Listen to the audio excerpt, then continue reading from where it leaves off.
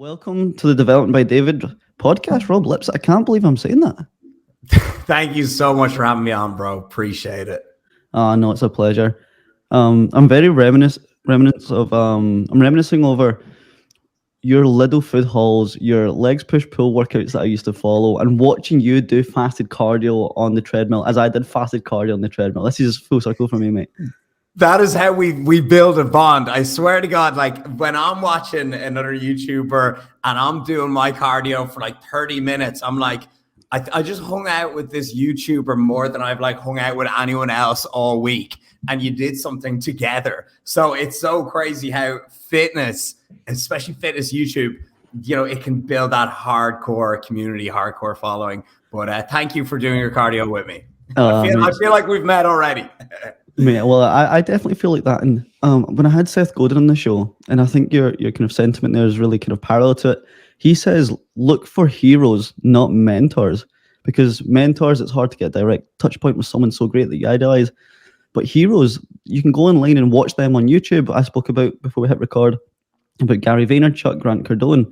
You can embody what advice you think they might give you in those situations. So I can watch you and do my fasted cardio with you, and I could think, well, should I get a Chinese at the weekend? I've already had a takeaway midweek. What would Rob do? And you can follow that advice and get to the place you want to get to without their direct input, but advantage yourself through indirect input. Yeah. There's so many people that like I do that as well. I'm in a situation and I'm like, what would X person do? Or I often like to ask, what would the person I want to become do? You know, what's like your ideal person?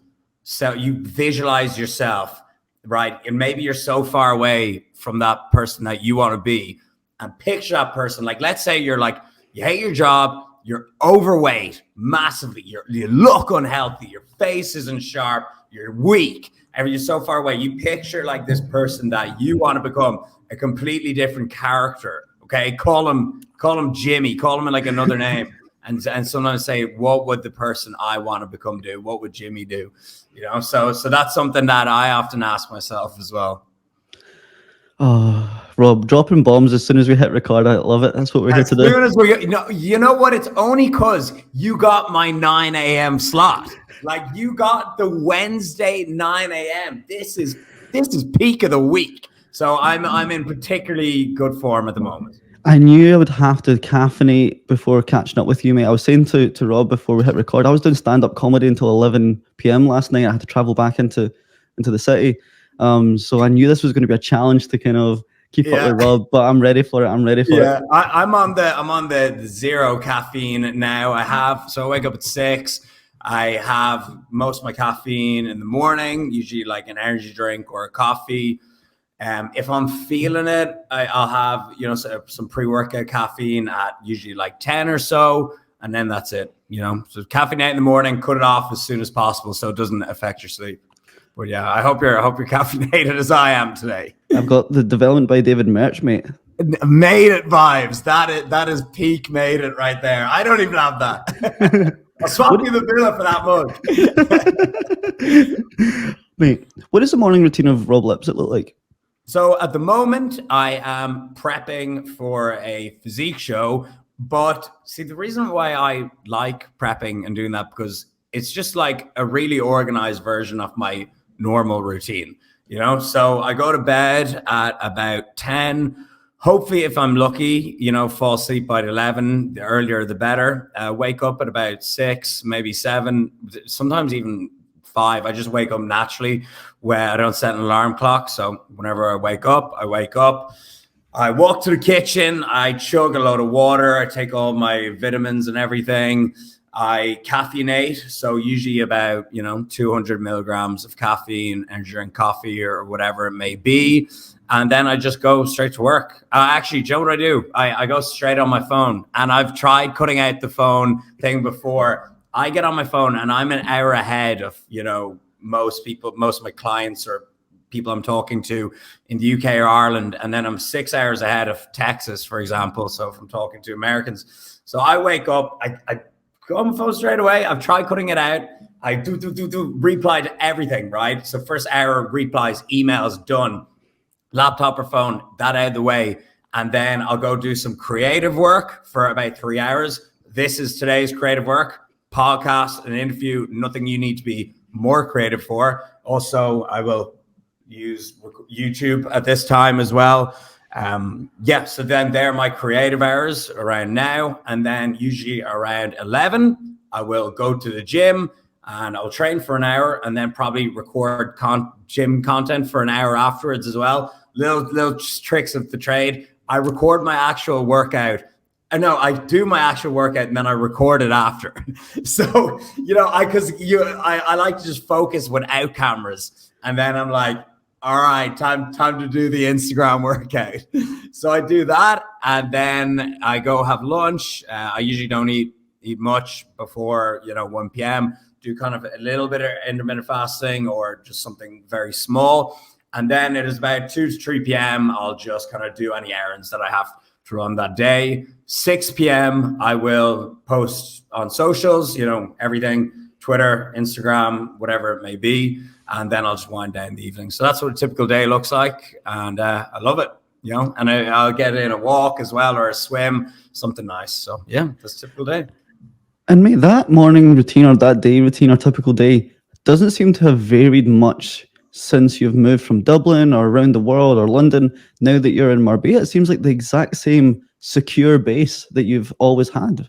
Always. And so one thing I can't get over is the morning routines that take like 2 hours. I think that's absolutely crazy. Alex Hormozy said it best. And thankfully, my claim, I was doing this before he said it, but he said, get up and just do whatever brings you to work as quick as possible. So that's what, like, if I'm having my morning coffee or energy drink, I'll straight away get on my phone, bash out everything, voice notes, smash out everything. And it takes an immense amount of pressure off the day. Eat the frog first in the day. Do your treat.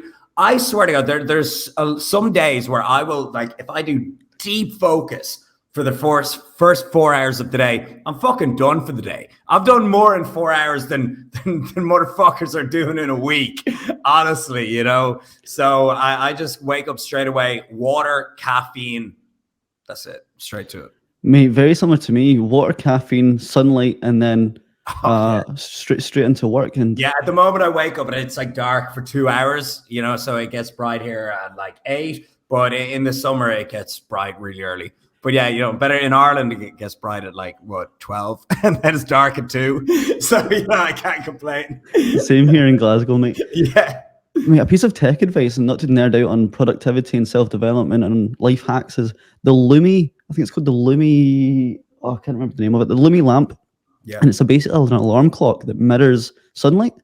So it gradually gets brighter before your alarm actually goes off. And it's such a peaceful, relaxing way to wake up in the morning, opposed to the iPhone sound effect. I don't know if you've got it or if you use your iPhone. I've actually heard about it, and I heard it's legit, because some of those things can be kind of bro sciencey, but I've heard the Lumi lamp is actually legit and science based. I can't believe we're nerding it over lamps, mate. Sorry. Man, we're getting old. I'm like, have you seen this lamp? And I'm like, yeah, I have seen the lamp. But mate, talking about like furnishings, technology, you've just moved into this new place, Villa Lipsett, and I reflect on watching your old videos where you would vlog in Marbella. Like, that would be a vacation from the kind of mundane life for you. It was nothing but a holiday. But now you've just bought a property in Marbella, and you've truly designed a life that you don't need a vacation away from. How are you settling in? Amazing. And thank you so much. And I was having this conversation with, my girlfriend, Linda, only yesterday, and I still hasn't hit me yet. So we moved in, we spent all of last year renovating it, and we moved in September, but like we moved in and there was literally no blinds. Like, there was just a bed, there was no Wi-Fi. So it took us like honestly a month to really get going. And then like we're still adding bits to it. So only since like November, December have we felt really at home. And now, we're 2 to 3 months into the year, 1st of March. But so I'm only kind of settling in now. It takes a while to move into a completely just house with bare walls. And it's only hitting me now. And I look back at my first ever videos. I'm in that shared accommodation that I hate. And I'm like, Linda, this is like a pain and gain. This is like a movie. It's like a Jim Bros story. Like, it's like this kid from Dublin, like, wanted to make like his life about the gym. He wanted to like make a living from going to the gym and from YouTube and everything. And like, now we're here in the, like, Marbella with the pool and the house and, you know, with the white picket fence pretty much. And I'm still not over it. I haven't taken it for granted, and it just all seems surreal to me still. And I hope it always does. Like, that's one thing that I talk about a lot is gratuity. And I'm very grateful man. And I think that's why I'm so happy as well, just because I never take things for granted. But yeah, it still hasn't hit me yet. Oh, mate, that's caffeinated me. We spoke about how when we watch content creators, you almost feel like they're your bro or your mate. And watching you over the last 8 years has really felt like that. And I've heard snippets of your Genesis story and your origin story, and hearing the transformation of where you grew up and the environment that you first found yourself in and where you are now, that inertia, that gap between the two, that delta is just incredible. But for the listeners' sake, could we go back to young Rob Lipsett and kind of showcase what early life looked like for Rob? Because I think that will make where you currently are just even more remarkable. Yeah. So but there's no sob story here now. I want to, you know, get that across. So for example, I went to a really good school. Like, I went to one of the best schools in Ireland. I grew up in like one of the nicest areas in Dublin. My family was really successful up until a certain point. And then, you know, 2008 recession hit. And then even further than that, when I was leaving school in 2011, my family's business went under and my whole family separated. I had 3 older sisters. They all moved out of the house. Everyone, they moved to different countries. My parents split up. The whole family just completely went. And again, bankrupt as well. So it's kind of funny. Like, people think that, oh, Rob came from the nicest area in Dublin and went to the best school in Ireland, but they don't know the second part of, you know, when my family lost everything and I was given absolutely nothing, no savings, absolutely nothing. Okay. And again, this is not a sob story. I'm just saying people probably have the wrong idea of me. And then, so I am failing college at the time. I don't know what I want to do. And I am, you know, I have no job opportunities. I have no savings. I'm close with my parents at this stage or any other members of my family. And I'm just like, I felt like I was in a maze and I didn't know the exit from the maze. I was like, what the fuck do I do? I'm like, college, I'm failed at, I'm dropping out. I can't do that. I don't even know anyone who will be like, hey, you can work here or something. Like, I don't have a job. I'm just so lost in life.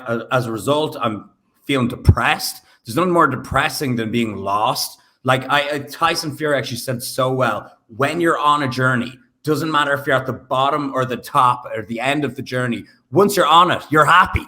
You're just fucking happy. If you have a destination and you're going towards that and you can focus on that, you're just happy then, right? So if anyone is feeling lost, think to yourself, what would your North Star be? Where do I want to go? And just get on that journey and embrace the beginning, the middle, the end. The journey is more important than the destination. You've heard it before. So anyways, I'm starting off and I'm like, fuck, you know, I don't know what to do. What is the one thing that I am knowledgeable about? What is the one thing that I'm passionate about? And that is doing bicep curls in the gym. And so at the time, I had like just nothing going on. I was like, okay, I see guys like Christian Guzman, like Matt August, the Hodge twins, Mark Fitt, Greg Plitt, I see all these guys. Like, that's my generation of boys, you know. I see all these guys like killing it in online fitness. They're designing and selling training programs. They're flying around the world to all these expos. They're all in killer shape. They get to go to the gym all day, and they're doing like seminars and everything. And I said, that's my dream life. Okay, boom, we have a goal all of a sudden. We have that end point. So I said, this is my journey now. So I said, I'm going to do whatever it takes to get to the top of the fitness industry, or, you know, not just in the top, right? You know, in the high ranks of the fitness industry. So I said, okay, now we got to put together a game plan. So it's all well and good to have a goal, but then you have to think, how am I going to get to that goal? So I said, right, here's where I am now. Here's my end destination. What will allow me to move across here in the middle? I'm going to have to positively impact as many lives as possible. It's as simple as that. I need to get as many people into the gym lifting weights. I need to get more people looking at their nutrition, tracking macros. I need to get more people motivated. And so it's funny. We think like, how do I say? It's like, we think, oh, the end result. And we think like, we kind of skip past the middle point. And that's the most important thing. So be kind of goal orientated, but be process orientated as well. So I said, how am I going to reach so many people? How am I going to make a name for myself in the fitness industry? I'm going to start dismissing myths and all the things that I fell for when I first started out in the gym. So I started writing on my Facebook page articles, old school text, and they actually went really well. Because Dublin is such a small place. All my friends shared my page. You know, I was a qualified personal trainer at that stage as well. And that started to generate a little bit of hype around there. And that went well. People started asking me for training programs and nutrition advice and everything. And I would write them all out for free, do a little PDF for them and everything. OG PDF days. And I would just give people all their programs for free because I was like, I can't charge this, you know, I'll just do it. People come back to me like 10, 12 weeks later and they'd be like, hey, look, lost 20 pounds, built some muscle, bench press increase. And I was like, all right. And then so loads of people started asking for me. And so I wrote an ebook and a series of guides to go with it to just basically answer all the questions that I would get asked. And I had that for €30 on my website, sold one of them. And I was like, all right, here we go. And so that's the genesis really. And that's like the really short story of how things started and how they're evolving. And to jump back into the kind of core of it or the beginning of it, you spoke about your kind of financial difficulties in the family household, despite being in this luxurious area and a well-to-do school. What did the bankruptcy, how did that manifest itself into your kind of home dynamic? Because I'm sure you lived in shared accommodation with like strangers, and that's where you had to ship. That was afterwards. Was it? Yeah, that was afterwards when my whole family moved out, and then so it was in my family home, but we had to like rent out the home to make money. So there was you know 4 or 5 bedrooms. Well, you know, one of them's converted into 2 bedrooms, whatever. But so that was my family home, but everyone left. And so it was like, hey, Arnold, I was the only one there. And then I was sharing a room with all these strangers and the rooms were going pretty cheap. So it brought in a rough crowd, to be honest. And I've had my laptop stolen, my camera stolen. Sometimes the kitchen would be shared. So that happened more than once. I would come in, there'd be a guest like drunk, like fucking starting shit with you. It was like a really bad atmosphere. And it sucked because I was like, what the fuck? This is my family house that I grew up in. And now it's like being torn to shred by these strangers. Super weird. Like honestly, super weird. And I hated living there. So my first goal was actually to make enough money per month to move out. And so I moved out pretty quickly. Like, so the luxury would be like, I recommend this, like for people starting out, like live at home and save on rent for a while, you know, definitely that's like a good option if you have the luxury of having a family home. But I did not at the age of like, it was like 21, 22. So I had to get enough money to get the fuck out of there because I couldn't work properly. I couldn't do anything there. It was not a nice place. How does it feel now, reflecting on that sentiment, that you have your own villa in Marbella? Like they're worlds apart. How does that manifest itself? Do you know what hits me the most? So the background of my videos, like when I know that's what fucking I can't get. Like when I look at the background, the walls on my first videos, there's like pans and like there's like shit everywhere. Like it's just there's other people's blog, it's just everywhere. It's a complete mess. And then I look at the background, it's like white and clean and modern. And I'm just like, I just can't believe it. Like, I'm like, everything I wished for came true. It's just crazy. I'm very, very proud to hear that. And I have a very similar but dulled down version of that. I just moved into the West End of Glasgow, which is a really affluent area of Glasgow. I came from like a kind of council scheme, council house in the West Coast. And similarly, like my background was my bedroom in my dad's council house before. Now it's my own flat in such an affluent area. And there's a sense of identity and pride that come with that. If you're proud about your environment, I feel like that you start to showcase that to the wider world. And despite that, I'm sure that you wouldn't have changed those circumstances in your teenage years. I'm sure you wouldn't ever delete those videos because it shows the kind of trajectory that you've been on and what self-improvement and having those processes and those goals, it showcases what that can lead to. I'm sure you would never go back and erase those, that's for sure. I would never delete, not only would I never delete them, I go back and watch them for motivation often. Often. Joe Delaney said he does the same. And that's why I love podcasting. That's why I'm so passionate about YouTube, documenting. If anyone's listening to this, I guarantee you, your future self in 5 or 10 years down the line, and whatever you do, will be delighted you documented the journey. To have those videos to be able to look back on, whether you're starting a business, whether you're starting a physique or a weight loss journey, anything, maybe you're just documenting your travels or your life, just having that is just an insane feeling. It's like Black Mirror, when you're able to like jump into people's eyes and see what they're seeing. It's honestly priceless, and it's a feeling. It feels like it's the closest feeling you can get to getting into a time machine and going back and looking at a HD video that you recorded on a certain day. There's no other way to replicate that. I think there's a huge sense of motivation that comes with that. Like, you can compare sideways to a mate that grew up in very different circumstances and try and be in competition with them. And even when you do beat them and get a bigger status or a bigger metric, you don't really feel it the same as looking back at previous versions of yourself and knowing you beat that guy and you're 3 steps or 5 steps or 10 steps ahead.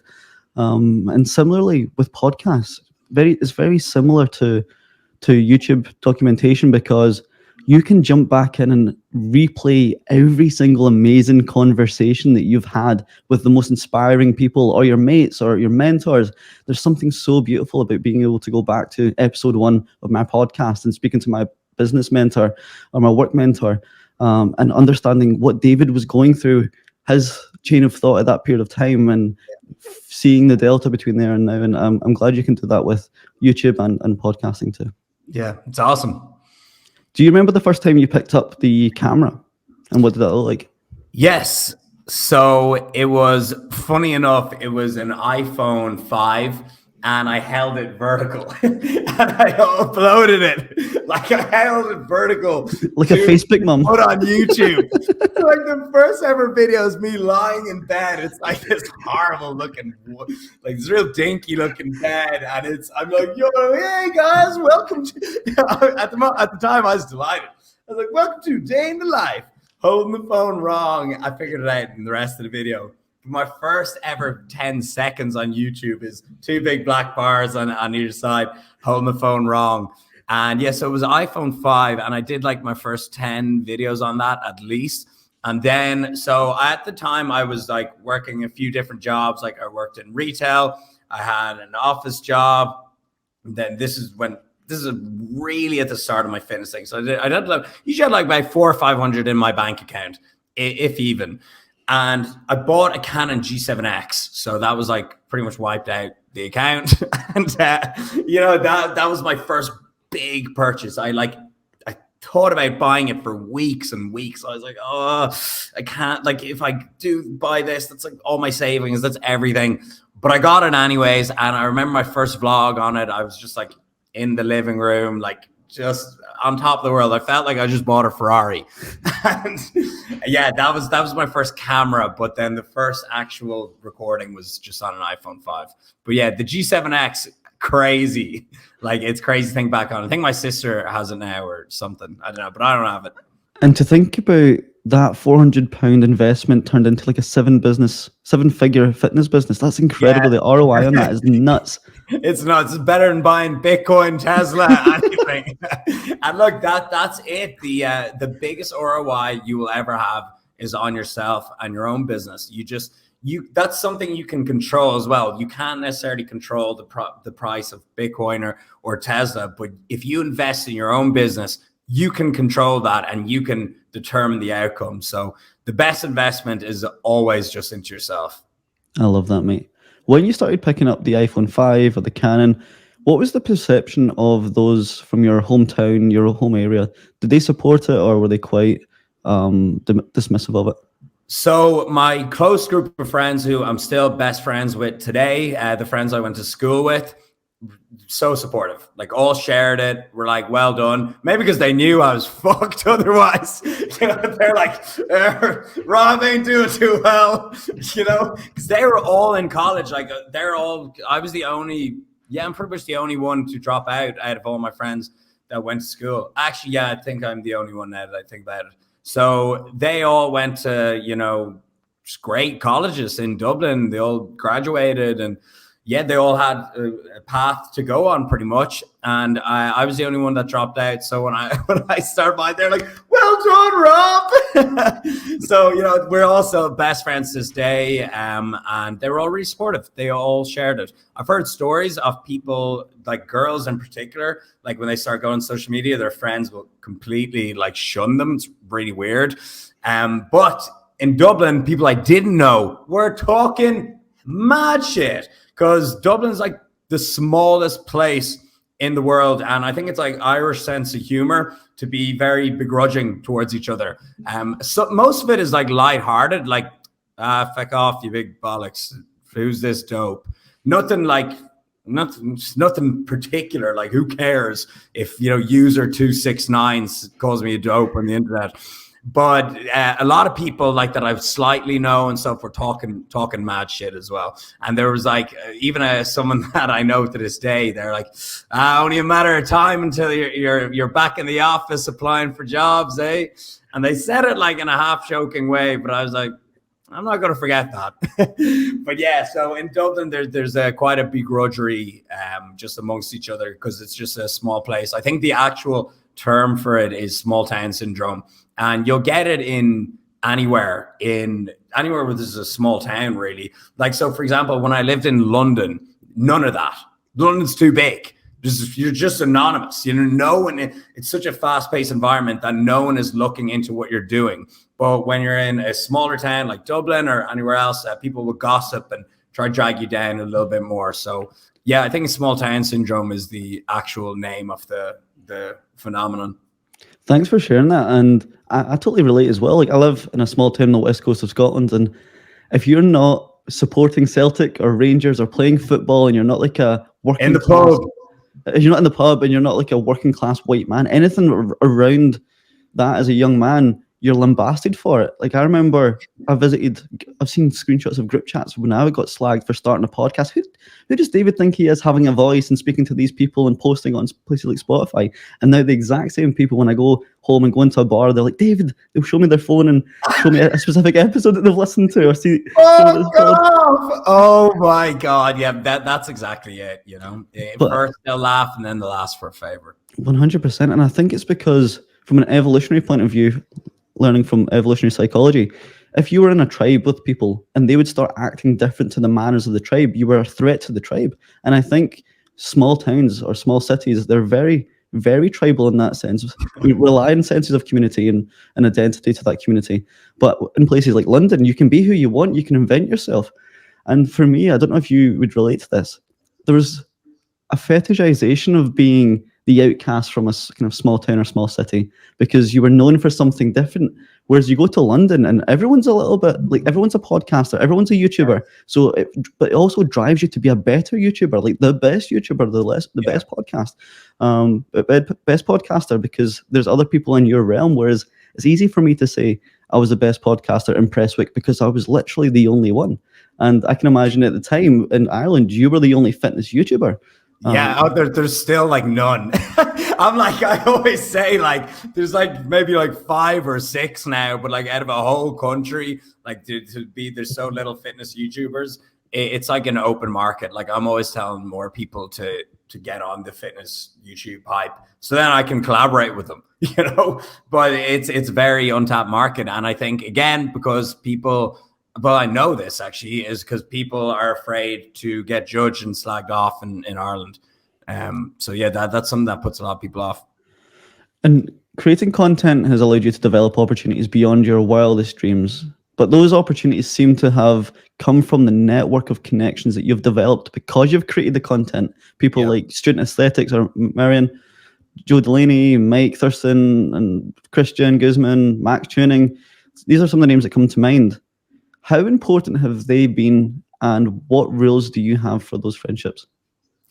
So my network is probably the most important thing. Like the people you just listed off there, having a list of people that I can call up to just ask a favor on or ask for advice on is priceless. And let me give you an actual example of why it's priceless. Okay, 2 entrepreneurial things that I've done in the past. So one is creator agency events. When I put on the biggest one of those, right?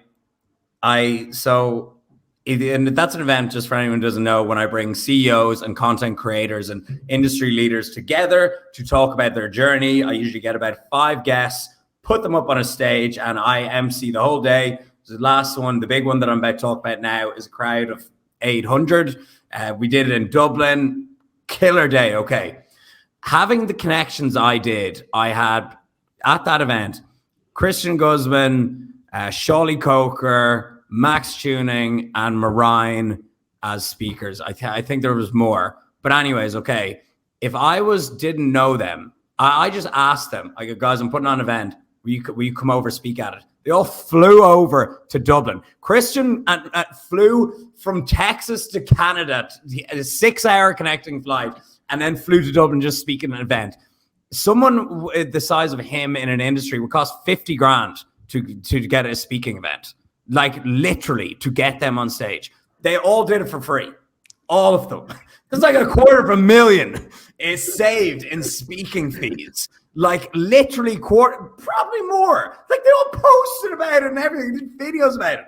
So I'm like, just from my network and event, $250,000, okay, easy. $250,000 worth of value. Another one, when I launched Fuel Cakes, I said, all right, start a protein pancake company. Let me go through my list of people that I've been chatting to recently. Go through my network. Hey guys, I'm sending you a new product I'm launching. You can post about it or you can not post about it. I don't really care. Everyone who received it fucking loved it. Posted about it on their stories. First batch sold out in the first week. Done. Then Fuel Cakes, 6-figure business in a week, sold out. Right? Buy some more stock. So that's just an example how your network is your net worth. Okay, there's a great an example. I've made a couple of 100,000 just from the people I know. And most of those people, or if not all of them, they wouldn't be in your life if you didn't start that journey. If you didn't pick up that iPhone 5, you have built that for yourself. And it's so easy for people to look from the outside and say, that's fine for Rob. He's friends with Christian Guzman, or he's friends with Max or Marine. But you have put in the work to be at the same table as those kind of guys. Yeah. So it has to be of mutual value. Okay. You gotta, be a good guy to be around, offer good advice or help with their businesses. For example, I've made Alphalete hundreds of thousands in sales. I have my analytics, of people who use my code. So it's made 100, I think it's probably over millions worth. I've used the code in the last it would be over. Like I've made them over millions in sales actually. And so that's the value that I've provided there, so it's not, you can't just be asking for handouts and going around. It has to be providing of mutual value in terms of networking. But yeah, it's none of it happened by accident. And yeah, that's my advice there. To get into these rooms with people, you need to be worthy of it. You need to have done something to warrant that. And all relationships, and I'm sorry to burst people's bubble, all relationships are transactional, and it doesn't have to be. Yes, completely, yeah. It doesn't have to be like monetary terms. It can just be soft skills, empathy, insight, experience. Like, we relate because we both come from a very similar background, a small town, and that's why we get on. Like, I'm not paying you for this podcast, of course, and everyone knows that. I'm like, wait, what? Yeah, my the invoice before this. 10 grand. End record. Oh, but it's true. What's that meme? You all are getting paid? Oh, classic. I want to ask, on this content development journey or content creation journey, when was the first, do you remember the first like life alternating experience where you realized you had created something that was beyond the periphery or beyond the parapet of most people's outcomes in Dublin? What was that first kind of manic experience? Yeah, so not so much manic. It was like a moment. I was like, what? And it was when I went to a fitness expo. It was Body Power. And, well, it kind of happened. The first few really caught me by surprise. So it was Body Power and also the LA Fit Expo. And I went, and like a queue of people started forming to be like, hey, what's up? How's it going? Hey, watch your videos. Can you give me advice on this? Great to meet you in person. And I was like, my jaw was like, I was like shaking everyone's hands, like, what the fuck's going on here? I'm like, what is this? I'm like, people are actually watching my videos, and then I'm meeting them in person. That was the first time I was like, what the hell? This is crazy. Hey, Rob, can I get a selfie? I was like, what? Can I get a selfie with you? I was like, this is just absolutely wild. And even to this day, like in the gym yesterday, 3 different people came up to me. One was a group of guys from Spain, one from Denmark, and then one from Ireland. They're all in the paddle gym, the outdoor gym, this sick one in Marbella. And so 3 different people from 3 different countries came up and said hello, asked for a selfie, and we had a chat. And I'm like, I still haven't got used to this. It still blows my mind.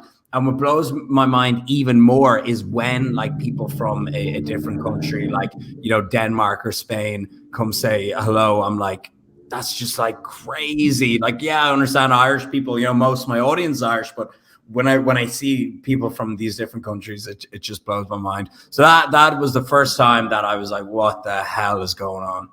And I'm still like that, to be honest. That's honestly beautiful. And the fact that you create content surrounding your life, the insights that you've learned, content that you would have created even if no one listened, even if no one tuned in. And the fact that you've had a worldwide impact on the trajectories and the health and fitness of many people around the world. And you get to see that, the manifestation of that, and real people telling you real stories in Marbella. That is incredible, mate. Yeah, it's the ultimate feeling. It's the ultimate confidence boost as well. I'm not going to lie. Like, it's just like an amazing feeling. And so if anyone's this, you ever see me knocking around, please interrupt my set. I'm just fucking changing song anyways. Please come say hello. It's the biggest motivator for me in the gym ever. I'm like, oh my God, like I am about to kill this set because of that, you know? So it's absolutely wild to me. I'm gutted I'm not in Marbella, but I'm on this podcast, so I'm going to screen grab it. That'll be my equivalent of a selfie, mate. Yeah, nice. We'll do a pose or something. We'll do a flex. Oh man, I need to take the jumper off for that one. Yeah, to try and out angle. Stand closer to the screen. We're just gonna be like this. I remember reflecting on some of the kind of, so that was a very intrinsic value moment where you were like, oh my God, look at the impact I have. This is my worth as a human. I've left a bit of a legacy. And I loved how that's what the main first highlight for you was. It wasn't like, oh, my first Audi A5. I remember the way Audi A5 or the first trip abroad. It was something so intrinsic. But I think a lot of human motivation can still come from extrinsic and external factors. What was the first extrinsic or external experience or purchase that made you realize that, oh, this fitness stuff is going okay? Yeah, so that would be probably, it would actually, it's not a physical thing. So just a quick one on physical things. This villa is like the main physical thing I own. I'm a nice white Mercedes, nice watch and everything, but the villa is obviously the biggest purchase ever. But what is most valuable to me is experiences. So I've spent a lot of money on travel, hotels, eating out in really nice restaurants, and I really value that, you know? And so I think it was the first time I went to like, I was in the Maldives or somewhere like really exotic. You know, I was with my girlfriend, and I was just sipping a nice fancy wine, having a dinner, watching the sunset. And I was like, this is a core memory. You know, I was like, this is, wow, I'm really doing this. You know, I'm like, I feel like an adult. Do you know what I mean? Like, I would always look at people on holidays. I'm like, how would they afford this? How would they just be able to take a week off? You know, and that's my real value, is the freedom of it. You know, it's because like I could work in like this job I hated Monday to Friday all day, get like 2 days off the week, and I could buy fancy shit.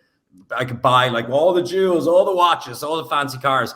Don't even have time to drive it, you know? Or I'm like, where is anyone even going to see it? I'm like, who literally gives a shit? I'm like, it doesn't matter. Like, the real flex is freedom. So I remember the first time I really felt, I was like, whoa, yeah, that is nice, was when I was in an exotic location on one of the first places I've traveled to. I had a funny feeling you might say that, mate. I had a funny feeling you might say that. And I'm glad you place a lot of value on these core memories, because I was reflecting on what I think makes a long life, right? I don't think you actually need to live long to have a long life. Hear me out, Rob, right? All right. I think memories are stored. I believe from psychology, memories are stored on two factors: novelty and intensity. So the more novel and intense experiences that you have in your lifetime, travel usually being the main one for that, the more you have of them, the more fulfilling and more full life your life seems. So that's why I started stand-up, because I'm like, that's novel. That's why I do skydiving, because it's novel. That's why I have a new guest on the podcast every single week, because every single week is unique and distinct. If I took the same journey to work every single day, and there was never any road works, never any collisions, it would feel like the same journey. All of the 10 journeys would merge into one. But taking a different route one day, it cements it as unique and standalone. And I think travel is the ultimate embodiment of that. If you can travel to more places, you'll have more memories and your life will feel fuller. Yeah. And I often think, right, so audit your spending, say, you know, maybe for the last 3 years, say, what did I spend my money on, and what do I regret spending money on, and what do I think was worth it? And so, for example, I've never regretted travel, like never, you know, like I love it. Or even like when I eat out, like in a really fancy place, I love it. And then I'm like thinking, once, actually last year, I bought like this Prada jacket. It was like 1,500 euro or something. And my sister took it, wore it on a night out, tried to hide it from me that she wore it on a night out, put it in the washing machine, put it in the dryer, and fucking shrunk it and completely ruined it. I didn't speak to her for a week, and then I was like, look, it doesn't matter, right? But I was like, yeah, I kind of regret just getting that jacket. I would have rather spent that 1,500 on like an epic trip, you know? And so when you audit your spending and you look back on what really, you know, made you happy, what really did you enjoy? And I don't really get too much out of material things. I'm kind of just like, this is just an object, you know, this is just like a different shape of metal, or, you know, something like that. And another funny one to kind of really prove that I'm not, a lot of people say I'm not materialistic, and they are. Here's proof that I'm not, okay? The place I was living in before this, like it was like an apartment in Marbella. It was broken into while I was skiing, and they didn't steal anything apart from a cap. They broke in. They actually stole a handbag from Linda too, I think. So she, you know, she's a bit more materialistic than me.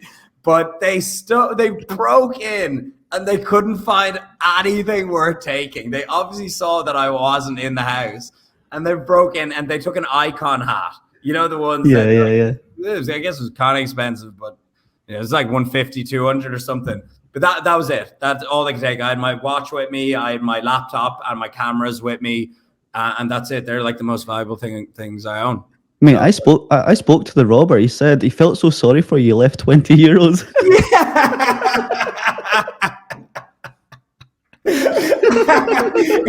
He cleaned up after he left it all. Oh my god. Oh, brilliant, mate. Now I see why you do stand up. But yeah, I was just kind of like picturing, it was a weird feeling, like someone breaking into your house and walking around. They just like jammed in the back door. But well, I'm relieved nothing was taken and no one was harmed. And it was pretty funny. So if I'm you glad to, get mate. into Villa Lipsett, I've got really good security here now, but you can break in if you want. There's not much. Don't encourage that, mate. I need to edit that out. Yeah. I'm like, come on, guys, everyone in. But yeah, not much here. One of the amazing experiences that I reflect on seeing on YouTube that you endured was parting with Conor McGregor in Las Vegas after was it Mayweather fight? What was that like?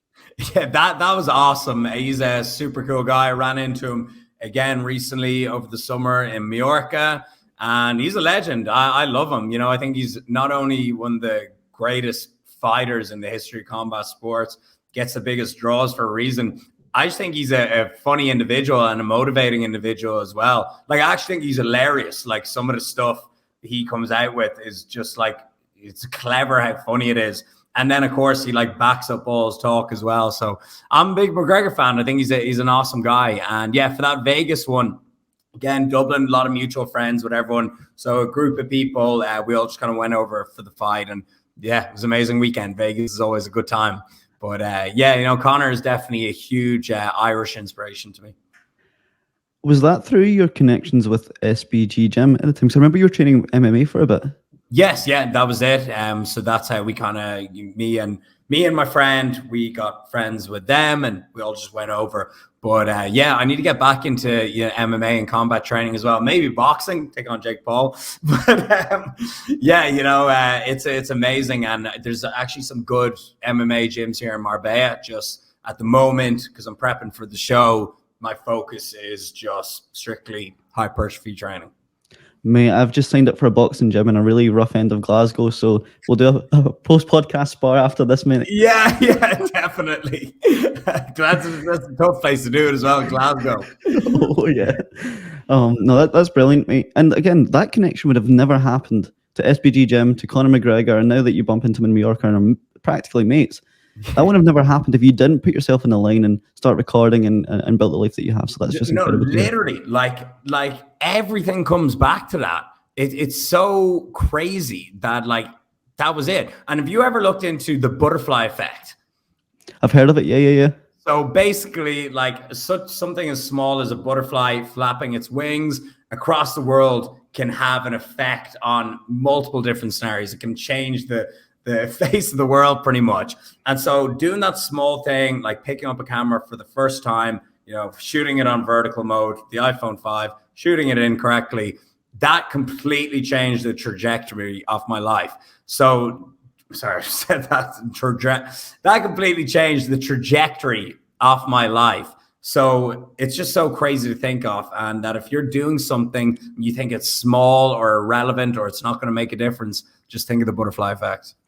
It's like a compound interest effect, isn't it? Yeah. I think there's a James Clear quote or a kind of concept where if you were to fly from London to South Africa, but tilt the nose just 1 degree, you would end up not 1 degree shy of South Africa. You would end up all around the world at a complete different direction. So just one incremental pivot in your life can lead you downstream into a completely different life and an outcome. And I think the butterfly effect's like truly testament to that. Wow, I did not. I'm going to steal that one. I'm going to have to steal that one. You just helped me with today's Instagram caption. Oh, brilliant, mate. When you received the news about the Alphalete sponsorship, how did that make you feel? How do you reflect on that? Oh, so I remember I was in my kitchen. No, not my kitchen. I was in my girlfriend at the time. I was in her kitchen with her family, and they called me up. Christian called me up, and we had a chat. And then at the time, my contract was something like €500 per month. Now I don't want to say how much it is now, but it's a lot more than that. But at the time, at €500 on top of like my coaching, this 2016, like I'm still very early stage, 500 on top of my coaching, and then on top of like, selling my own, I've had some own little merch thing and supplement sponsor as well. I was like, it was a huge deal for me. And so I jumped up for joy. I was like, oh my God, I'm working with the biggest brand. And it actually, so my contract actually increased 3 months after that. I think it went up to 1,000. And which again was, when you're starting out, it's like really life-changing money. And so, yeah, I literally jumped up for joy. It was nuts. It was a very wholesome moment. And yeah, I was in my girlfriend's kitchen. And here we are. Well, how many years down the line now? 7 years down the line since. Yes. I was the first male athlete for Alphalete ever. Oh man, that's beautiful. And yeah, that's came with. And now you've got your own pre-workout, right? With Ghost. Yes, yeah, exactly. And so with the first being the first male athlete as well, it's like it's nuts because we're about to shoot another kind of documentary video, like the one Christian just shot. We're about to shoot another one of them. Just as I'm leading up to the show, we're going to shoot it in Marbella and also Dublin as well. So it's been a long journey, and it's still going. Oh man, I love that. That's going to be my pre-workout motivation when it's released, mate. Thank you. I better do a good job. And how does it feel that you also have your own pre-workout with Ghost? Like that's nuts. That's like any gym rat's dream. Yeah, that's exactly what I said. When they said, "Hey Rob, do you want to do a collaboration? Your signature on a pre-workout." Of course, the Irishman made the world's only whiskey sour pre-workout.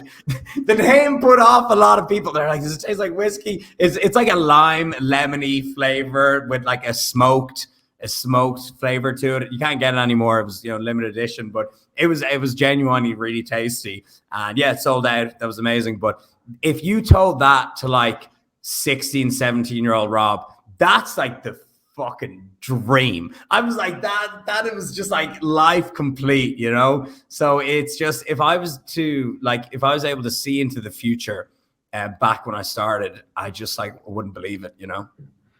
One of the things I loved watching of yours recently was, I think it was your 30 lessons by 30. Yes, yeah, that was kind of a podcasty one. That was like a good half hour video. Yeah, I really, really, really enjoyed that. And one of the things that I watched in that was one of your lessons, which was act on what you learn. And for me, that's your embodiment, right? You talk about how you're not academic and you dropped out of college, but everything that you have learned subsequently, you're like the prime person that's put that into example. There's so many nerds out there that read all the self-development books, but they're still living their mum's basement with the same job, living a life that they hate. But you're someone that's taken perhaps less knowledge, even though you have an accumulation of loads, less knowledge, but you've put it into play and you've got a feedback loop of that, and you've manifested how you want your life to look, implemented those lessons, and look at the outcomes that it's brought you. But why is acting on what you learn important to you? Anything, if you don't execute on it, anything, they're just ideas. They're just up in the cloud. They're not real, right? So it's actually better to have less information and just execute instead of having an information overload, overthinking, and then sitting on your ass and doing nothing, which is what a lot of people do. They read the whole user manual and they wait for everything to be perfect. They wait for the perfect moment. And while you're waiting for the fucking perfect moment, there's some other lad out there who doesn't give a shit and he's just thrown himself into it. So it's like a type of person. It's like a personality type. The people that wait for the perfect moment, read the fucking user manual. And then there's a different personality type, the people that just pounce and execute and get going. And funny enough, you will learn so much more from just executing and going, jumping out the plane and figuring out how to open the parachute on the way down. Mate, I've been reflecting on this quite a lot recently about the concept of luck. Yeah, luck does exist. You can randomly win the lottery or come into a lot of cash, or an opportunity might just come out of the blue, right? And even if that does happen and you obtain it, you grab it with both hands, you don't really feel it because you haven't worked for it. It's just happened to you. But I would much rather than put in years of groundwork every single day and then that opportunity arises and I grab hold of it. It would just feel way more fulfilling, less empty. And I totally believe luck exists. And if you work hard enough, when that opportunity does come, you have the tools and the insight and the wisdom and the experience to grab it, instead of just waiting for that ship to come by one day and try and jump on it. God, we have to quote Alex Hormozy again. He said, have you heard this quote? He says, confidence isn't screaming affirmations in the mirror. It's building an undeniable stack of proof that you are who you say you are.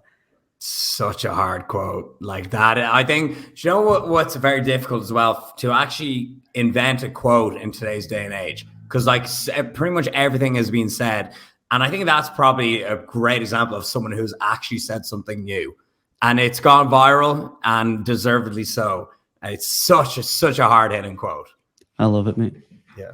Awesome. I want to ask a question around dating. You seem to be like a serial monogamous relationship kind of guy, and you've publicly shared all your relationships online, or your 2 long-term relationships. Yep. Has sharing your relationship online had any negative effects? Yes. So a quick one on that. So yeah, I've had 2 really serious relationships in my life. One was 6 years. The current one that I'm in is like 4, nearly 5 years. There was about a 2 to 3 year gap, not 3 years, about 2 year gap in between that, where I was like full single mode, playing the field, getting everything out of my system and seeing what it's like to be, single in your 20s as well. So, I can talk from experience on both ends. But to answer your question, so we'll go in on that. But to answer your question about the negative effects, definitely, especially the first one, because she did YouTube as well. And, there was, you'd have to kind of like, if you broke up, I had to make a video on it, because so many people would be like, where's Thing gone? Where's this girl gone? Like, people would notice if something was up. And it's just like a normal thing. Like, people break up, especially when you're in your like 22, 23. And then there's also a little bit of pressure as well to, be the perfect couple, post the cool holiday pics and everything. So you add that like unnecessary pressure coming into things. So I understand now why people want to just keep things as private as possible. And I definitely, in my current relationship, I show a lot less online as well. Like Linda, we're getting loads of the photos and videos and stuff, but she doesn't have her own channel. And yeah, we keep things a little bit more private.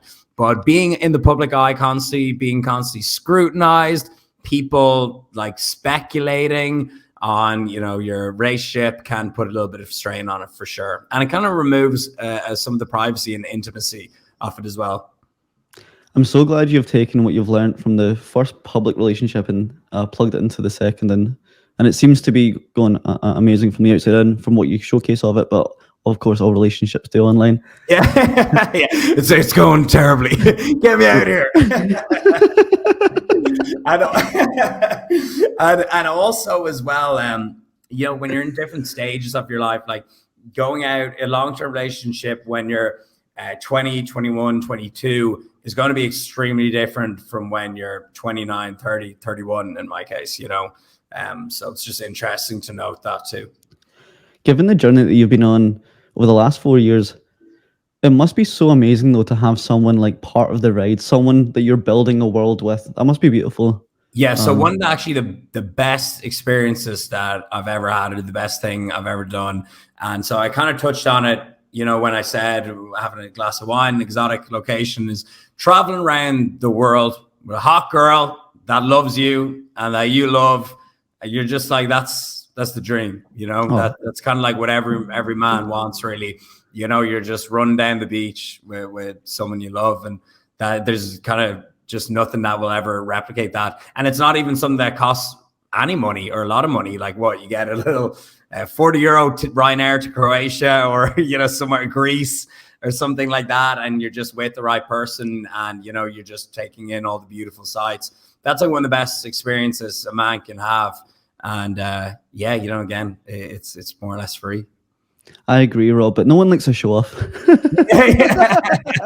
Well, if you are a high quality man, you will get a high quality woman. It's as simple as that, Beautiful, mate. And during your period of being single, you're an absolute stud, or you're a stud in general. Do you have any dating advice for a young man? Yes. So I'll actually tell you a funny story, right? And I'm glad you asked this, because I love this topic. I think it's hilarious, and It's really beneficial. And I actually think it goes hand in hand with the gym. Like, because a lot of guys, they want to improve their confidence, they want to look better, and they want to have better opportunities with girls. And like, we've all started, there was many people, and many people still do, to say, hey, I started the gym to get girls. Okay, and there's nothing wrong with that. You know, I still go to the gym so I look good for my girlfriend. And so my dating advice is, okay, wait, I'm going back even further. Okay, so when I got out of that 6-year relationship, the first one, I was so bad at talking to girls. I was so shy. I've been out of the game for 6 years. I didn't know how to approach a girl. I didn't know how to continue the conversation. I would get really awkward. I would run out of things to say. I'd be like, so yeah, you know, I'd be really bad with girls. I had no flow. And then, so I said, I'm going to need to do my homework, I guess. I'm going to need to do a refreshers course. So I started actually going on YouTube and looking at like dating coaching per se, like a lot of just like the manosphere, I think is what it's called. So, you know, just advice on how to be more confident around girls and all this and that, all the usual stuff. And it actually really helped. Okay. It actually was fantastic. And some of it's just generally good life advice. And so here is the advice that I got from that. And it completely changed how you get girls. Okay. So number one, and this is what I learned, right? Number one, the most unattractive thing you can be is desperate and needy. That is just, if you come up to a girl and you come across desperate and needy, say those words to yourself. Say, am I being desperate and needy? You are revolting. You are actually like, they're like, oh. And I think this comes from an evolutionary standpoint of survival. So if you've got loads, you're in an abundance mindset, not scarcity. Okay. You've got plenty.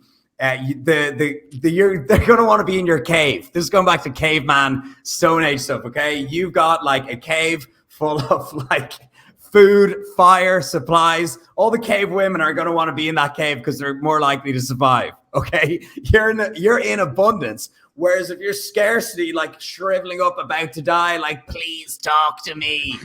You're in scarcity and the woman is not going to go there because she's going to die. You've got no supplies. Okay. So that's where I think being desperate and needy comes across as, you know, unattractive to women.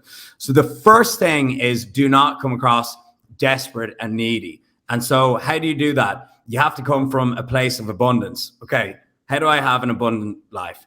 First of all, stop chasing fucking girls and work on yourself. Jesus Christ.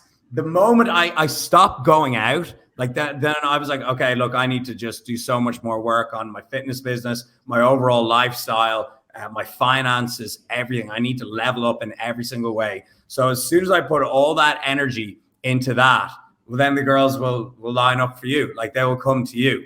So once you come from a place of abundance, you don't even need to chase girls. So my first tip, don't be desperate and needy and work on yourself. Create a lifestyle that people want to be part of, that girls want to be part of. Okay. And another one to add to that, it all kind of stems off that. Be a man on a mission. Okay. Be a man. Be like, I am a train. I am going to this destination. I'm not going to slow down for you because, again, that just shows weakness and, again, desperate and neediness. I'm not going to stop for you. I'm going here. You can hop on the journey, but I'm not changing the intercourse. I'm not changing the trajectory. You can hop on the train. I'm not changing the journey. I'm not slowing down. I'm not stopping off. But you can join if you like. So girls say, okay, this is an ambitious and driven guy. I'm gonna jump on this. You know, I'm gonna attach myself to this. So that's number 2, is to be a man on a mission. And then number 3 is just create a lifestyle that people want to be part of. Simple as that. And that kind of goes with not only for getting girls, but for even making good connections for guys. You know, if you want like to have a sick group of guys, you know, you gotta kind of manufacture your lifestyle in a certain way. But yeah, so it all kind of stems from not being desperate and needy, pretty much, and just working on yourself. And so you've probably heard it before, like the way to get girls is to not chase them. Just be, if you're in a room or an atmospheric club, a pool party, just be the guy having fun, be happy, be the guy laughing, be the guy generous, sorting everyone out. Hey, come over here, just be having fun. Absolute solid advice. And you'll hear loads of guys being like, oh, I can't get the dream girl that I want. And then you think you should ask them, like, what type of guy would your dream girl want? Are you that guy? If you're not, get on the journey to be that guy, and then you'll have the access to your dream girl. Exactly. It's like you picture your dream girl and look yourself in the mirror and look at your life and be like, do you deserve her? Probably not, because then you fucking have her. Seriously, like this. And there's also, I have another belief as well. This is stuff I've never talked about online really, and I think it's actually really important, and it ties in well with fitness. I believe every guy can level up. Every guy can be like a 10, if he wants to be. Like, guys don't even need to be like pretty looking, right? If they're jacked, they're sharp, they're rugged looking, they're nice and lean, they're ambitious, they're confident, they stand tall, they're outspoken.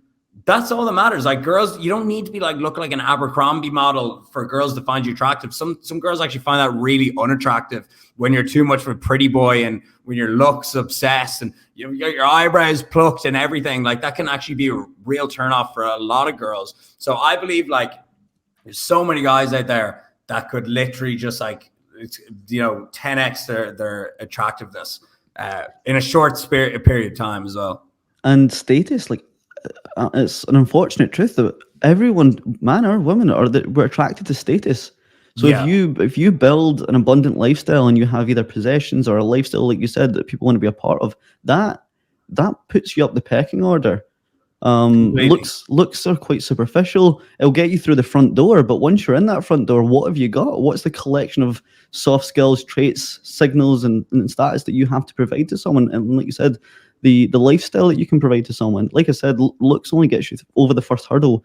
You need to build the character that comes after that builds a long-term, fruitful, non-transactional relationship. Yeah, as I said, looks really isn't that important. I think actually your physique, you don't have to be ripped. I think like having muscle and being physically built is very attractive. But looks wise, not as important as a lot of guys think. And like what you just said, social status and social proof, extremely important. Okay, there's what does they call it again in the manosphere? It's like the SMV, sexual marketplace value. And it's something, there's like 3 things that come into it. It's like social proof, looks a little bit, and finances or something. Apparently that's the 3 things that people will judge on. If you Google it, search like SMV, it should come up. This isn't, my exact realm, but social proof is definitely an important one as well, because a girl, if she wants to go on a date with you, or you wanted her to go on a date with you, she wants to know you're not an axe murderer, and that you're not going to kidnap her and, chop her into pieces and drive up the mountains. So mutual friends, or even like maybe she clicks on your Instagram profile and she sees a bunch of her friends follow you. Well, then that's going to help as well, because, it shows that you're not like a fake profile, or that you're not going to do the Tinder swindler on her, Man, I think that's such a good concept of the sexual marketplace value. And I think a good way to split test this, and I can't believe I'm trying to, this kind of pasty white ginger guy trying to give dating advice when I'm sat beside Rob Lipsett, but I have a thing for redheads. Oh, God. But that being said, I think a way to split test that is to go speed dating. I don't know if you've ever been speed dating before. Never. Mate, it is a whirlwind of an experience for self-development as a young man. Hear me out here, right? Because no, I'm interested. Go. So I've been a couple of times, and the very first time I did it by myself without inviting one of my mates, solely from a self-development point of view. And I guess people are like talking shit, David, but it's honestly true. And the reason I did that, and I've spoken about it on a podcast before, is you have only 4 minutes to present a version of yourself, right? So my career, I'm a chartered accountant, I'm studying to be a chartered accountant. I'm a management consultant. I run a network for less privileged people. I have a podcast, and I do stand-up comedy. So there are very different ways I could package myself. So I deliberately, between each date, changed the way I introduced myself based on what career. And as you can imagine, the accountant wasn't really, despite showing financial stability, it didn't show interest that much. Same with the consultant. But what garnered most interest was the podcast, because it gave dating, or first dates are all about world building. You're trying, when you say you're from Dublin or say you're from Prestwick, you're not trying to find out about the person. You're just trying to find something that they can relate to and hang on to. So by saying that I have a podcast, the first thing they would say, well, what platform's it on, or who have you had on, or what's the most interesting story? You're world building together. And going on speed dates allows you to literally get the reps in to understand how you present yourself to the wider world and ultimately the dating community. Well, that's so interesting about the podcast one. And I'm not surprised, like, you know, when I'm single, and then I kind of did that as well. And I still do to this day introduce myself as different things. So the funniest one I can only do recently though. So if people ask, you know, what I do, I can either answer by saying YouTuber, author, personal trainer, coach. But the funniest one that I love to do is say I own a pancake company. Because everyone's like, that one really catches people off guard. Everyone's like, what? And I'm like, yeah, protein pancake company. It's called Fuel Cakes. And people are like, it's like saying I'm Willy Wonka, I own a chocolate factory. You know, so that one's always very funny. But in terms of people, the one that generates like the most kind of attraction would probably be like YouTuber. They'd be like, oh, wow, you know, show us your page and everything. Oh, wow, you did a video on this. So yeah, again, it's a cloudy generation. It's a cloudy world. But it's just the truth is, if people, you know, if you've got that social proof, girls find it attractive. It's just how it is, you know. And I know you'd say, oh God, like the world is doomed, 2023, and girls are looking at you for your social media following. Well, it's just a business card. That's a way to look at it in past life. A business card. I love it. Yeah. Given we spoke about the 30 lessons by 30, what do you imagine some of the lessons being if you were to do another set for the age of 60? Oh, for a minute I thought you were going to say 40, and I'm like, all right, you know, I can answer this. I'm like 60. I'll be lucky to make it past 50.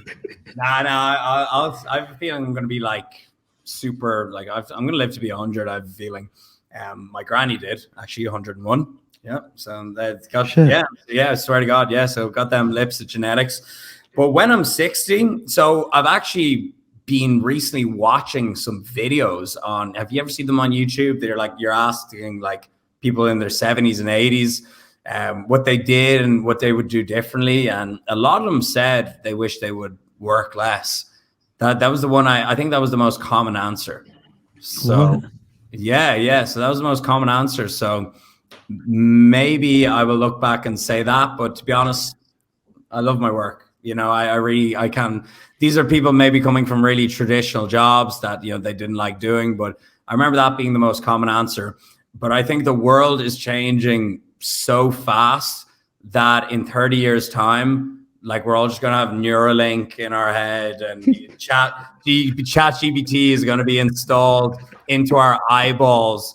And we're like, Joe, I think about AI a lot. ChatGPT is going to be installed in our head, and we're going to be able to speak a different language. Like we're going to speak English, but the translate will come out of our mouth differently. Like I think humans will be operating on such a different level in 30 years that I cannot give an answer to that. I do not know. I really think so. I think like right now we're the masters of technology. Like we input what comes out the other side of machines and technology. But I think in 30 years time, humans and machines will be working in parallel with each other. Yeah. And we're going to just have to adapt to that. And the example you used there, mate, I honestly think you've got a career in like sci-fi movie directing after hearing that, mate. That's freaking me out. I love it. Like my favorite part when I watch like a Joe Rogan podcast is when he starts talking about aliens. I'm obsessed with it. I fully believe in aliens. Like I think it's crazy. Lex Friedman as well is one of my favorite podcasters. But the AI, even the last year, it's a game changer. It's not. I think not even in 30 years it's going to be mind blowing. I think in like 5 years, I think it's going to completely change everything.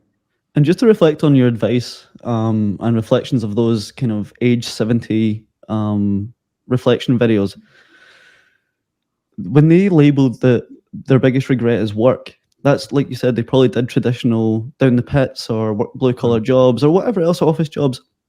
But we have designed a life whereby what we do probably feels like work to others, but to us feels like play. So I don't think either of us will regret. I wouldn't regret doing this podcast and doing what I do, and you wouldn't regret doing YouTube at all. Yeah, I already don't regret like the last 10 years. You know, I'm like so glad. The only regrets I have of the last 10 years are actually going to college. I regret spending 2 years in college before dropping out. I'm like, I would be 2 years ahead of where I am now if I just started what I'm doing, if I just didn't go, and I'd be a couple of grand up as well. I could buy loads of cameras, loads of G7Xs. I didn't fucking spend a few thousand on college. Never mind what the Americans pay. Don't even get me started on American college debt. That's bonkers. But it still, you know, costs a couple of grand in Ireland, the UK. But yeah, that's the only regret I can think of in the last couple of years, really, is going to college. And not starting sooner. Reflecting on our conversation around AI and the future of automation and how humans will work in parallel with technology, I've generated a chat GPT workout, and I would love the OG Rob Lipsett, the guy that I got all my fitness influence from and all my information from, to go through it and put it through its homework. Would that be okay? All right. Yeah, I would love that. I would love that. And I did it in true Rob Lipsett style. It's a legs push pull split. Okay. The exact program that I learned from you. Okay, so yeah, day one is legs. Program. Day one is legs. Barbell squats, 3 sets of 8 to 10. Yep. Leg press, 3 sets of 10 to 12. No, already no. You're doing just pretty much the same compound movement twice. You know, I would remove that. But you're just doing like, so put a leg press on its head. You're just squatting twice. So I would add something in like a hip hinge movement, like Romanian deadlifts in there. So already ChatGPT, you're doing unnecessary exercises. Of course you can do that, but already no. Go on. So the remainder of that workout was Romanian deadlifts, leg extensions, and calf raises. Yeah. Again, I would add in some leg extensions. Was that in there? Leg extensions. Yeah. So again, that's pretty solid. Pretty solid. So day two, obviously our favorite day, push day. Yep. Barbell bench press, 3 sets of 8 to 10. Yep. Incline press, 3 sets of 10 to 12. Solid.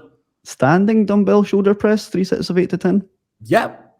That's good. Yeah. So you're using a flat press movement, an incline, and then you're going on to a shoulder pressing movement. So pretty good.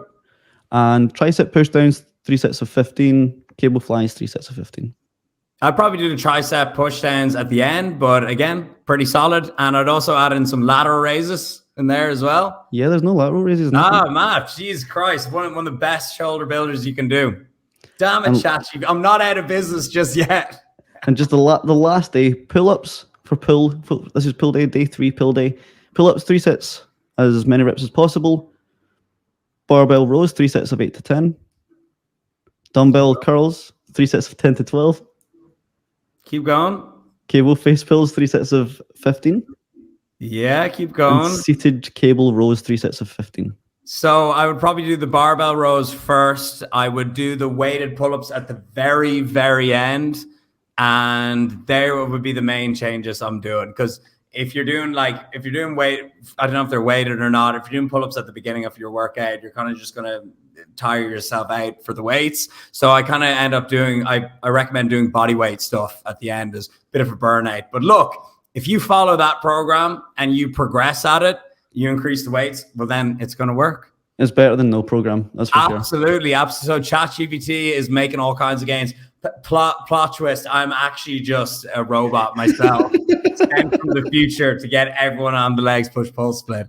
But look, that's solid. And look, my app since 2018 has actually used a small form of AI. It's actually used. So I tell you a story about that. We haven't spoke about that. So I started off online coaching in literally such, how do I say, a medieval format, like me just typing it out on PDFs, and I'd have to change the template. It would take me hours to just do one program. And so as soon as I had like 10 clients, I'm like, I'm putting like 10-hour days in here. This isn't possible. So in 2018, I found an app developer who had like a program and a software that you put in what exercise you can and cannot do. You put in what foods you can and cannot eat or that you don't like. And then the software, the AI, I guess you could call it, would design the plan.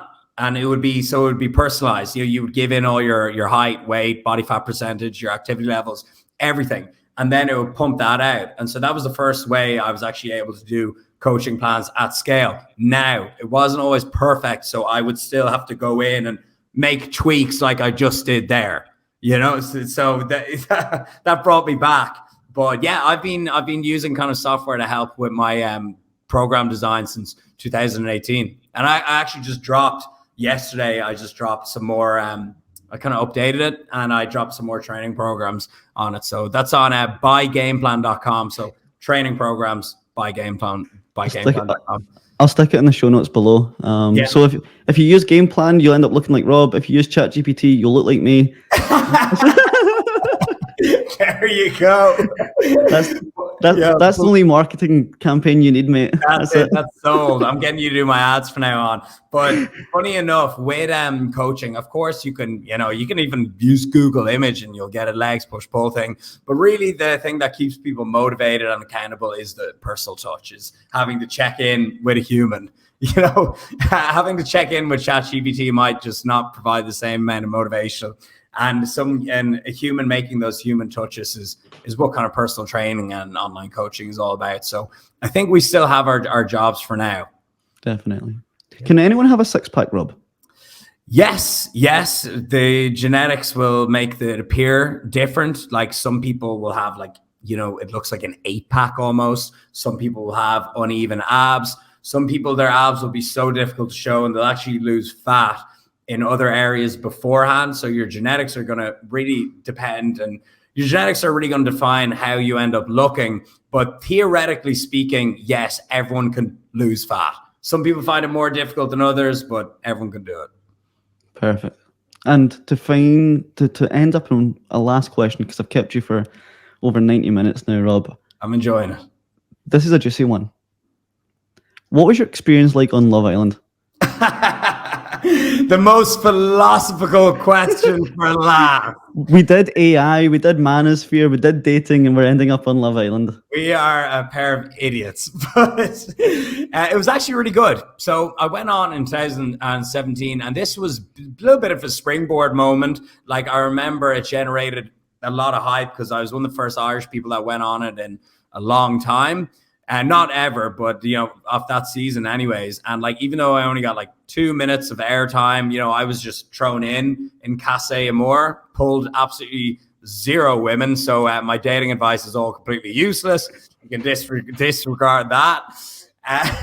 But I went in and I had a great time. And there's a few guys that I'm still really good friends with who went on the show with me. And they're actually 2 guys in particular. They're really successful in the fitness industry, Alex Beatty and Marino Katsaurus. So, they were on the show in the Casa Amor thing with me, and it was great. The food was amazing. The villa was beautiful. The women were beautiful. It was all beautiful. And after that, after I went on, so I did a video. It was one of my most viewed videos on YouTube. I did what Love Island is really like and 10 things you may not know. And I just spoke about stuff on how you're only allowed 2 units of alcohol per day. So no one's actually allowed to get drunk.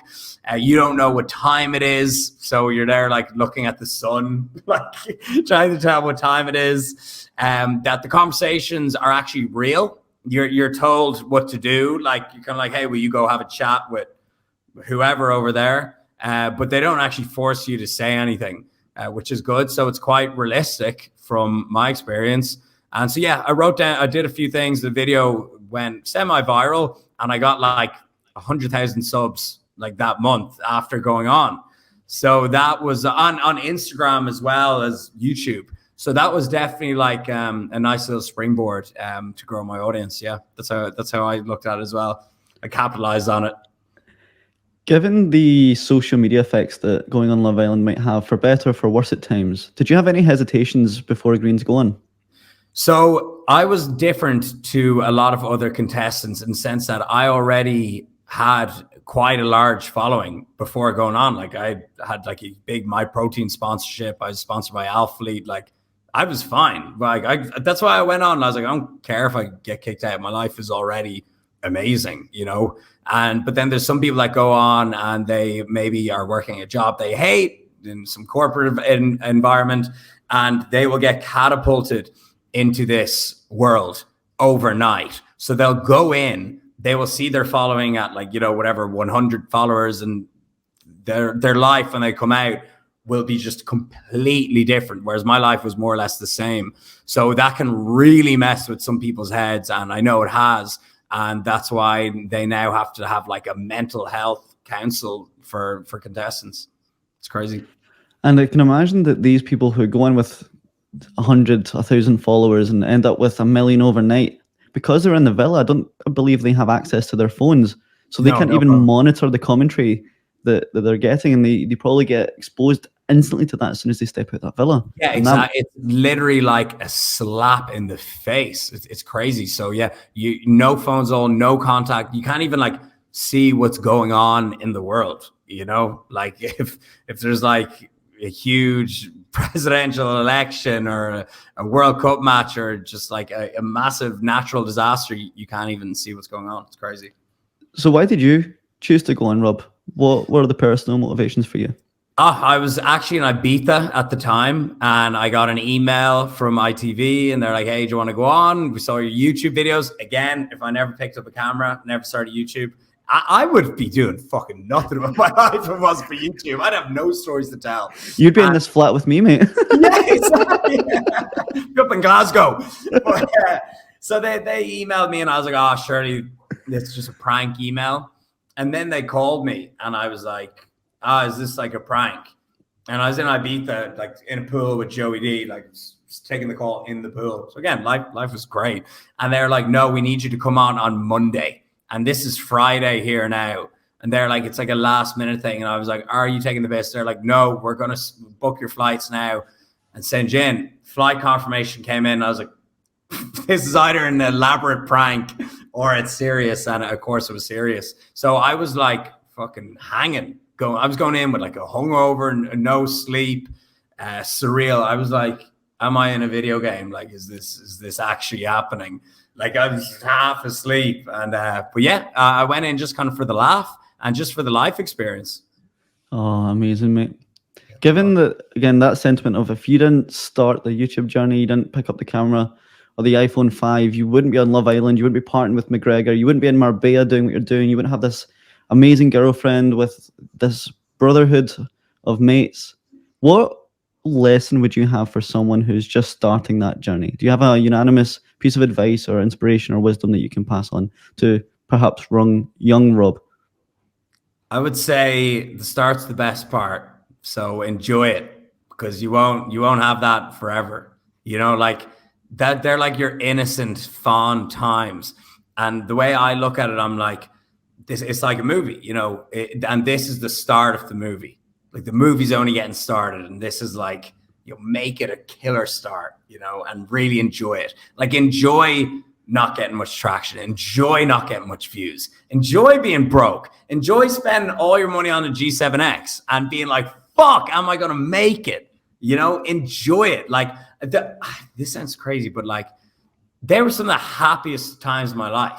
You know, they were just like so innocent, and like I just felt like I had everything ahead of me. And now I still feel the same but at the time, just beginning out, there's no other feeling like it. So enjoy it. Mate, that's I've already had a coffee, but that's my second dose of caffeine. There you go. Injection of caffeine. I think it's such a great piece of advice. It's like almost like trust the future Rob will solve this. Future Rob has this in his hands. He will pave the way. I love it. I love it. That's it. The only tattoo I have on my body, it's a little quote. It says, "I'll either find a way or make one," and so that's always stuck to me. Perfect. Given that you really need the social following, where can people find you online, Rob? Hit me up on YouTube. I am currently uploading a lot because I am doing a prep series for my first competition in many years. So if you just YouTube Rob Lipsett, you'll find me. Same username on Instagram, Twitter, everything. RobLipsett.com will also bring you to all my training programs and coaching. So yeah, Rob Lipsett across the board. Perfect, mate. Given the young 15-year-old David stepped into the gym because of you, and now just shy of 10 years later, we're on having a podcast, being bros. This is a whirlwind of a conversation for me. And the lesson of this podcast of if you don't start, you won't ever get to where you want to be. That's a simulacrum of this exact podcast. If I never started the gym, got confidence, and then picked up the podcast microphone 2 years ago, I wouldn't be here with one of my fitness idols. So thank you for your time, Rob. My man, thank you so much, David. I really appreciate it.